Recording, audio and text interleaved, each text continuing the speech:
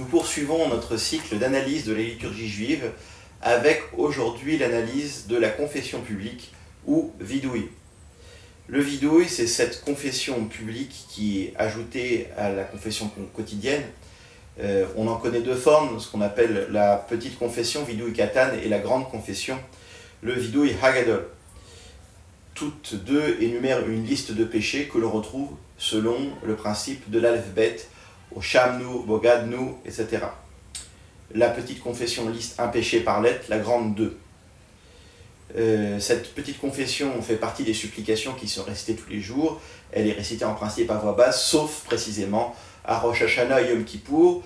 Et spécificité des communautés ashkénazes, elle est chantée. Et traditionnellement, on a même coutume, en principe, de se frapper la poitrine à chaque péché, de manière à abattre réellement sa coupe.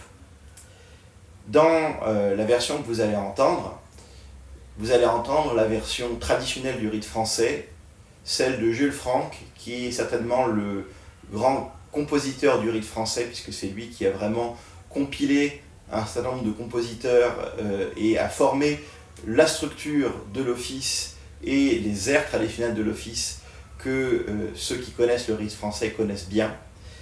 Et cette version est chantée tout d'abord avec le chazan qui initie la prière. Vous allez entendre ensuite les chœurs d'hommes seuls, puis ensemble les voix des femmes et des hommes qui se joignent à la prière pour invoquer « Non, nous sommes bien coupables, nous avons péché ».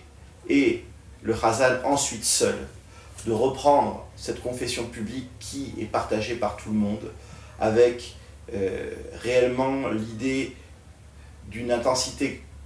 On entend très bien dans la musique la montée chromatique, le fait qu'on monte en intensité dans chaque prière, et les compositeurs ont très bien souligné cette difficulté d'exprimer cette confession, qui d'ailleurs n'a de valeur réelle que parce qu'elle est dite en public, et que, comme vous l'entendrez, tous les mots se terminent en hébreu par « nous », c'est-à-dire de manière collective. Et si elle est récitée par le chazan, elle est là pour que tous les fidèles répètent après le ministre officiant ces mots, de manière à partager cette confession publique. L'extrait que vous allez entendre est issu d'un concert de l'ensemble vocal Kol Nidré, et donc donné au mois de mars 2023 à l'Institut des Jeunes Aveugles.